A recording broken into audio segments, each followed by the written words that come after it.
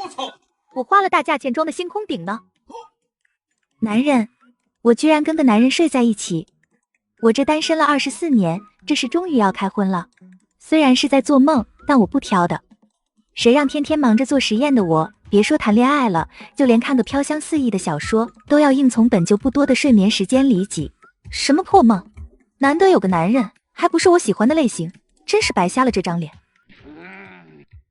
瞪什么瞪？在我的梦里就要乖乖听我的话。放心，你长得这么帅，我肯定不会嘴下留情的。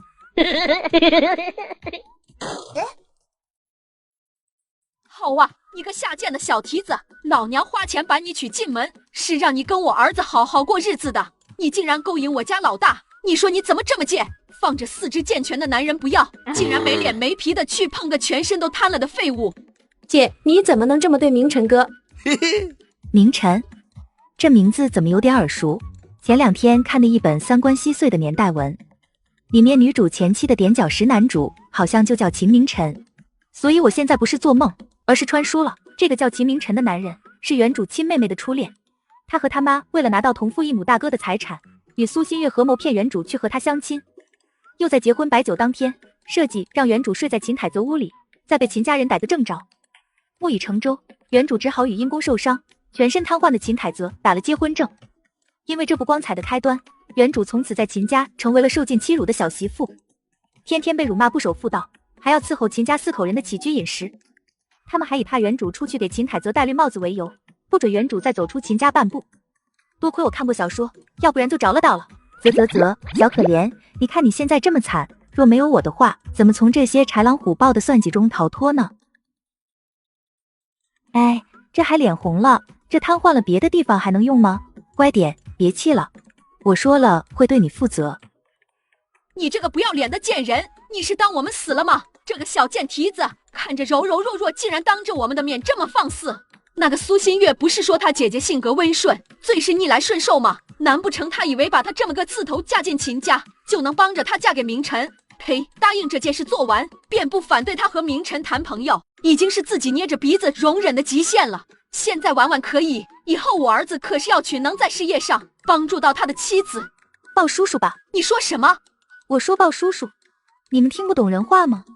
我一个清清白白的好姑娘，嫁到你们秦家，在新房喝了碗粥，醒来就到了你们大儿子床上，现在头还是晕的，难道你们不用给我个交代？只要我去医院检查，就能查出身体里有没有药物。现在流氓罪可是嘎刑，更何况这是比流氓罪还严重。我不过是个无权无势的姑娘，还配不上费尽心机的算计。但你们大儿子就不一样了，他可是为了保卫华国才身受重伤的大英雄，这算计肯定是冲他来的，自然不能随随便便翻过去。既然来了，就这样挺好。还有个帅帅的，不会动，不会惹我生气的老公，多好。姐，就算那人被抓着了，可事情闹大，你这辈子也抬不起头了。你们这几个算计我的畜生都不怕抬不起头，我为什么要怕？你在胡说什么？胡说吗？那你们怎么还不去鲍叔叔，还我和秦凯泽一个公道呢？我不是傻子，这一环套一环的算计，我用脚趾头都能想明白，也只有你们这几个蠢货会自认为设计的天衣无缝。这件事确实是我们一时不察，老二媳妇已消气，我们保证以后这事谁都不会再提，你就跟老二好好过日子，行吗？你活这么大岁数，是不是都用脸走路啊？脸皮这么厚，一时不察，好好过日子。呵，那我就说的再明白点。从一开始，秦明晨跟我相亲，就在故意算计，想用一段婚姻、一个媳妇来拿捏住秦凯泽。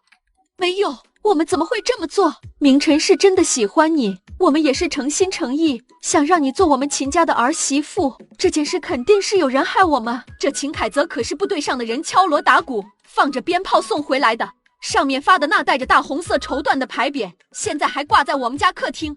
若是让人知道我们算计秦凯泽，这一人一口唾沫都能把我们淹死，更别说秦凯泽部队上的领导也不会放过我们。所以今天这事打死也不能闹出去。一家，你别生气了。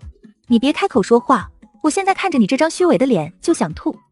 你们不承认合起来骗了我，是为了算计秦凯泽，那就是鲍叔叔。顺便再去警备管理处报备，让他们来查清楚，到底是谁在算计了这一出。苏家丫头，这事确实是我们对不住你，我们就想着怎么样都要给老大娶个媳妇，可老大都这个样子了，我们又不愿意让别人去嫌弃他，所以最后挑来挑去，觉得你乖巧又孝顺，所以才想了这个办法。既然你不愿意，那这门亲事就作罢吧，算我们秦家对不起你，之前给你家的200块彩礼也不用你家还了，我们再给你300块，这事就算了，你看行吗？眼下无论如何我们都得想办法哄住苏一家这个死丫头，大不了就是破财消灾。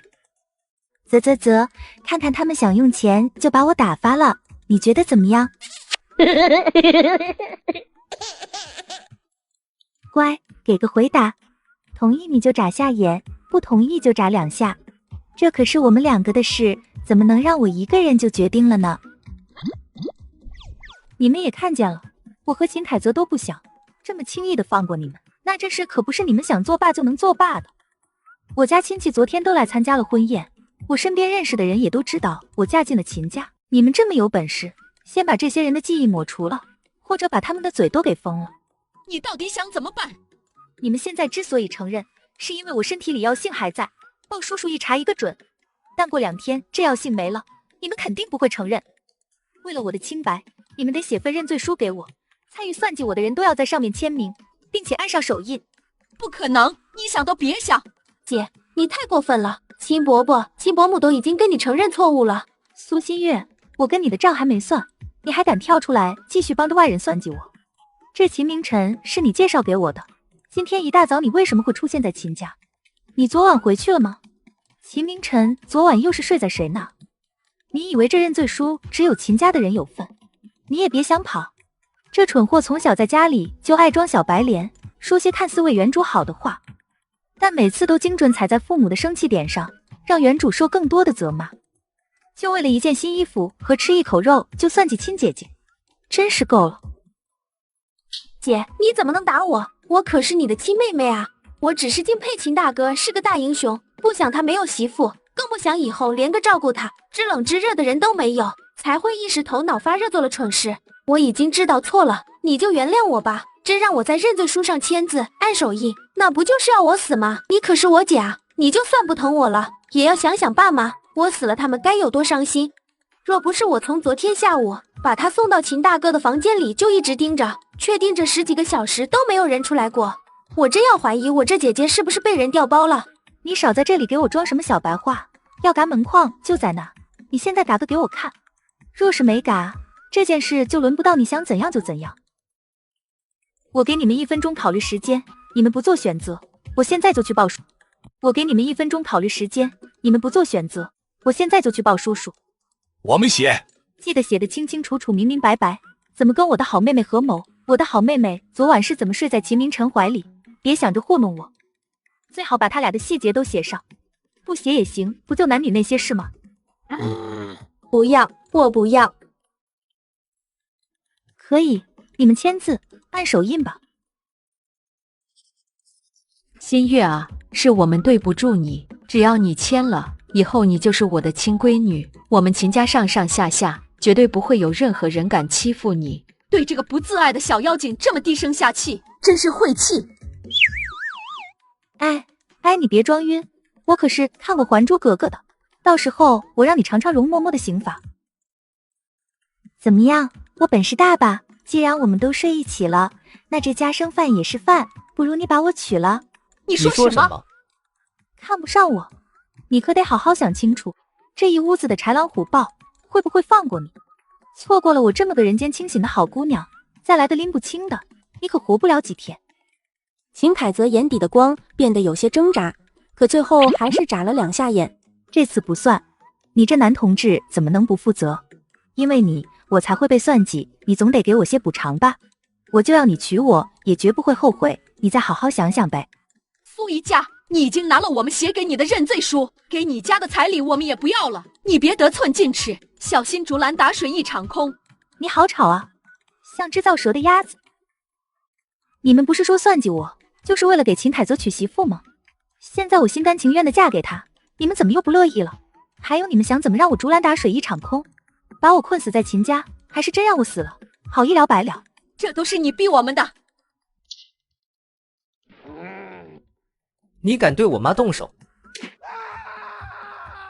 明晨，妈，我淡了，送我去医院。你怎么敢？为什么不敢呢？其实在拿到认罪书的那一刻，我就想过要不要把他们4个狗东西一起送进监狱。可这是侦报叔叔也不可能把秦父、秦母严判，毕竟他和秦凯泽都没受到任何实质性的伤害。虽然现在流氓罪是判得重，但他们的借口是为了给全摊的儿子讨媳妇。这儿子还是闻名全国、被所有人敬佩的大英雄，算了以后有的是机会。不过有的时候在外面蹦跶也不一定是什么好事，比如一脚被我踢到快废了，还不敢报叔叔抓我的秦家人，外加上注定要招惹上一堆牛鬼蛇神的苏新月。我很清楚苏新月就算没拿到秦家的钱和宝贝，但招惹上的那些人也是不会放过秦家的。而且用不了多久，他还要招惹上一个挨都不能挨的男人。虽然秦凯泽看不到，但他们的反应还是能听到的吧。满意吗？有我在，最起码能保证你不被他们算计上。要不要答应我刚刚的提议？秦凯泽虽然只有眼睛能动，但压抑了许久的心终于变得畅快。他深幽的视线牢牢锁着面前的小姑娘，那娇俏艳丽的笑容像撕裂了阴霾的艳阳，照进了即将走下落幕的世界。虽然自私，但我还是想要抓住这难得照进来的阳光。我都这个样子了，注定逃不过秦家这3个败类的算计。手上的那些东西，与其被他们算计走，我宁可交到这个小姑娘手上，也算是补偿了。恭喜宿主成功让秦凯泽答应你的求婚，成功绑定传输自救系统。我是你的客服精灵666。系统干什么用的？给你发布随机任务，完成后可获得相应奖励，而且绑定系统后，宿主将拥有一个2立方米大的随身仓库，你可以将购买的材料储存进去，制作一些特殊物品外，也可以当做普通仓库来使用。储存进去的东西永远都不会变质。你们要从这里得到什么？世界上没有免费的午餐，我也不会去吃天上掉下来的馅饼。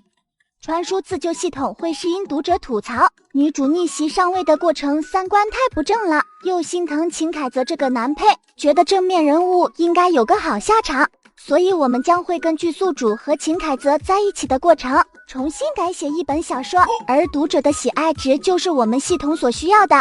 重写一本小说？我可没有被人详细围观的爱好，喜欢看和喜欢被看完全是2个概念。哎呀，宿主你想多了，重新更新的站子很和谐的，除了亲亲抱抱举高高外，其他箭头都会自动屏蔽。那我还可以回到原本的世界吗？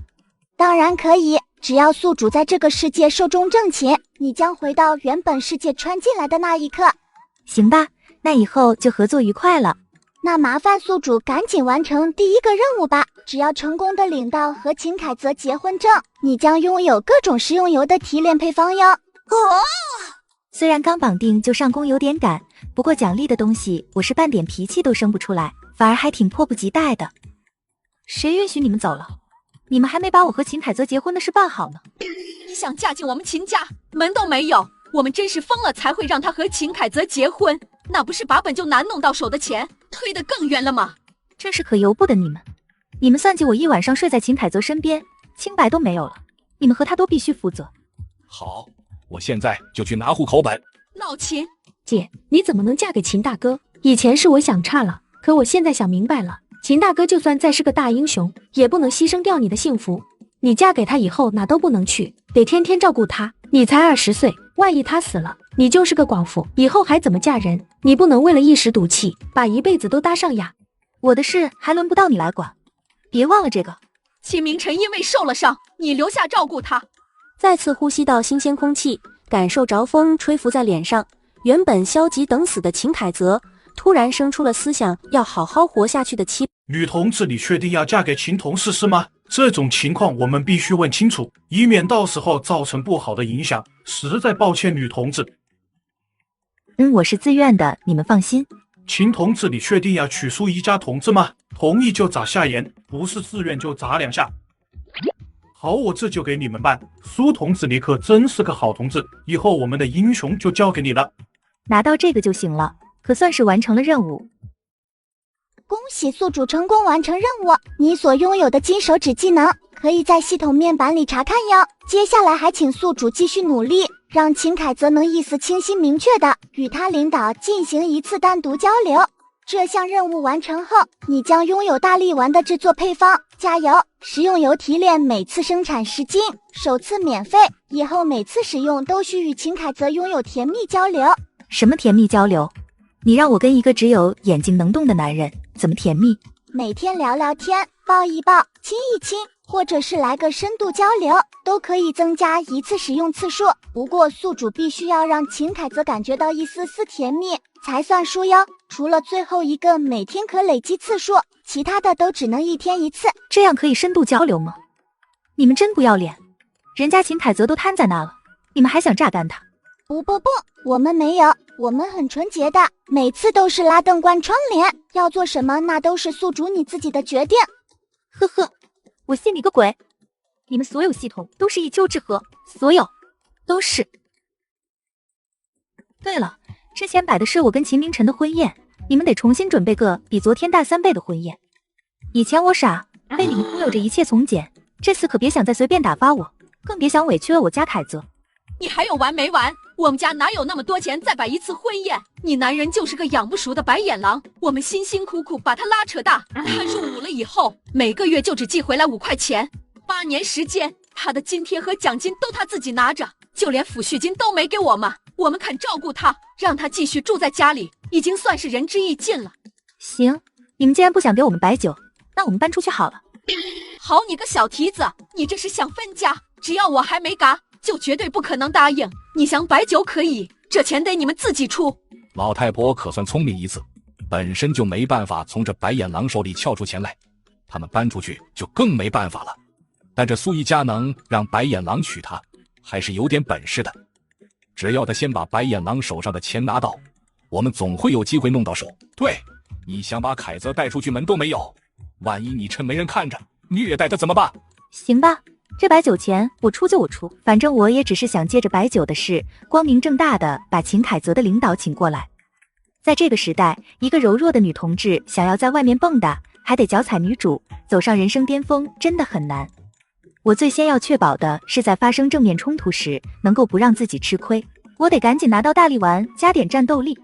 要是就这4个，我还真不怕，就怕他们狗急跳墙。我也不知道你身体现在有没有感觉，但平时我在床上赖着的时候，觉得这样才舒服，就给你试试。秦凯泽吃东西都做不到，只能捏嘴往里喂，一直到秦凯泽眨眼才停止。回到秦家，第一次好好喝水。秦家拿几头饿狼，怕我上厕所，每天只给我吃2顿稀饭。原本以为就这么嘎了就好了，省着遭罪。结果他们就是故意折磨我，让我把东西都吐出来。秦凯泽微眯了下眼，眸子里闪过一道噬人的寒光，眼中杀意凛然。突然一个声音传来，打散了这个男人扭曲的杀意。对了，你房间里有笔和纸吗？那我拿来用一下。苏一家把63个拼音分声母、韵母、复韵母、前韵母、后韵母一行行写好，还在最上面标了4个声调。虽然这方法是让你眼睛受累了，但我觉得你可能更想表达心里的想法。秦凯泽眼尾拉出2道红痕，那酸涩的诗意让他闭了闭眼，在睁开时已变成了明亮的坚毅与感激。哎，这么漂亮的男人不能享用，真是白瞎了。你有什么想说的？我们先试试。我按照字的拼音顺序一个个点过去，你要的就眨2下眼。打电话找领导，下书，报我名，急事，速来，对吗？对了，你领导问我是谁，我可是要实话实说的。他肯定会觉得这是太突然，要继续问东问西。那这秦家和我妹干的事，我能不能跟他说？也许你不想麻烦你领导，但我觉得他们把事做到这份上，我们又撕破了脸，指不定他们会狗急跳墙。还是跟信任的人透个底，先帮衬下，我们可以慢慢想其他的办法。我这人心眼子比芝麻绿豆还小，受欺负了告状，那是基操。说理这领导可是把秦凯泽当成亲儿子，秦家会悄无声息的覆灭。文里隐晦的提过，是这人借着苏新月追求者的手推波助澜了吧？只是现在有了我这个会告状、爱找人撑场子的小喇叭，苏新月的恩人可就要变仇人了。我可真是贴心的小棉袄。喂，夏叔叔，你好，是秦凯泽让我给你打电话的，我是他媳妇，上午刚领完的结婚证，他说有急事找你，让你速来。小泽媳妇，我原本是秦明晨的媳妇，昨天摆的酒，可他们给我下了药，把我送到凯泽的房里。不过我们结婚是凯泽答应的，我也拿到了秦家人的认罪书。但这事我和凯泽都认为还是得跟你说声。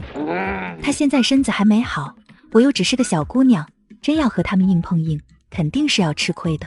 可就算我们死了，也得让你知道是谁害的我们。好，很好，这秦家人是当我嘎了。你刚刚说是小泽让你给我打电话的，小泽能说话了？没有，但他可以眨眼睛。我点拼音，他确认，我们一个字一个字拼出来的。谢谢，你别怕，我等会就给小泽的战友打电话，2个小时内他就会到秦家帮你们。我这边下午也会往你们那赶，你跟小泽说声。那个夏叔叔，我能不能拜托你先别找秦家人算账？为什么？秦明成其实早就在和我亲妹妹处朋友，所以为了让秦家人同意他嫁进秦家，我那亲妹妹才和秦家一起算计了我和凯泽。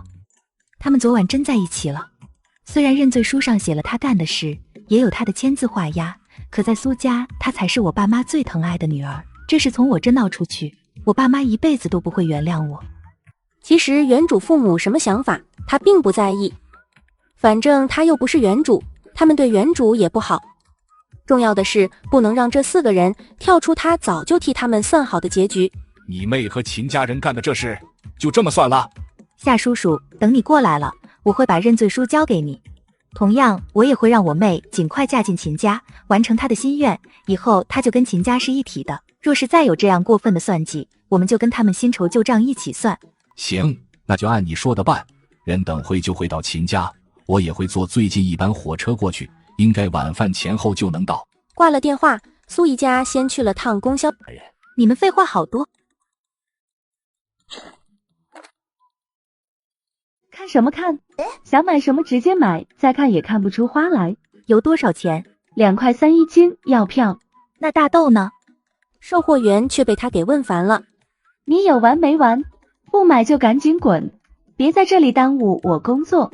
苏一家也懒得跟他生气，这种极具有时代特色的职业性格，没几年是改变不了的。苏一家在供销社出来，准备回去给她亲爱的老公喂点水，再出来买点能榨油的豆子之类的，还得买桶。你要是想方便，别憋着，憋久了身体会坏。我们现在是夫妻了，这都没什么的，知道吗？秦凯泽脑海里不受控的想到那画面，耳根都烧红了。你害羞了？我们可是夫妻，你要适应我的存在。秦凯泽不自在的闭上眼，就感觉干涩的唇上传来软软的温热。这就是男人的滋味，真好。叔，你这塑料桶怎么卖？你拿的这个30升，5块。兜里早就没有5块了，买小点的先卖点油吧。穿越带系统还这么穷，我也是可以了。那10升的呢？1块5。能少点吗？少不了。你觉得价格贵，可以去供销社问问。以前家里有钱，我又做研究，给的奖金也高，上百万、上千万都没感觉。现在这穷的1块5都没有。叔，你这大豆怎么卖？1毛3，不要票。1毛2卖吗？你打算买多少？24斤。行吧。买完后转了几个圈，就扔到空间仓库提炼油了。没一会提炼好了，直接就回到集市外，以为这么快就回来，是不是不太好？但是口袋空空，硬头皮就进去了。怎么又是你？我第一次来，刚刚就是进去看看情况，顺便买点东西。这不是觉得很安全，才敢把东西背来卖吗？你卖什么？油。你打算卖多少？不要票，3块2一斤，卖8斤。迅速扫了眼那几人，他在心里盘算着，真要动起手来，他能不能从这几个男人手下逃了？油不错，3块钱一斤，你这油我都收了，以后你还有，我也直接收。不卖，这有多稀罕？一个满了18的城里人，每月才有半斤的邮票，我卖3块2又不高，这价格应该没问题。供销社2块3要票，票还有不少价值也难弄，这年代主要是票不好弄，我这不要票3块2应该没问题。行，那你在这等会，我去拿东西来装。3块2确实不算贵，我有路子，4块一斤都有人抢着要。姑娘，你的油是怎么来的？秘密。你怎么又有油了？塑料桶不够装，卖完这些就暂时没有了。家里那位还得吃饭，就出来卖油，这回功夫也3至4个小时了。我得赶紧回去了。哎呦呦，救命啊！小姑娘，求求你救救我！我这是遇到碰瓷的了。小姑娘，我不是坏人，我原本是想去供销社买点东西，结果这天太热，我应该是中暑了才会晕倒。我现在全身没有力气，好不容易才等到你，能不能麻烦你把我送回去？我家不远的，就隔壁2条街，穿过去10来分钟就到了。苏一家搀扶着他走了一路，也没看到半个路人，这让他心里的防备越来越重。小姑娘，你已经落到我们手上了，最好老实点，以后还能好过些。怎么样是好过点？苏一家缓过那股惊慌，人也冷静了下来，眼角的余光瞄到边上生锈的柴刀，他不动声色地往那边挪了挪。给你找个还算好的人家。死丫头，哪来这么多废话？赶紧把你身上的钱都交出来，不然别怪我们对你动粗。啧，我一个炮灰女配，连恶毒女配都算不上，这种磨难不应该都是女主的标配吗？怎么就落到我身上了？徐老婆子，你怎么挑了这么个硬茬？你以为路上有那么多落单的小姑娘？我们本就是挑没人走的道，若不是今晚就要离开了，我才不至于在太阳底下躺2个多小时。更何况我刚刚把全部重量都压在他身上，扶我过来，他早就累得不行了，能剩下什么力气？死丫头，你以为拿把柴刀就能打得过我们？你会用刀吗？你敢下手吗？别倒没伤着我们，反而把你自己给砍了，这皮子破损了。好人家可不要你，我们就只能把你给最穷、最凶的男人。你们废话好多。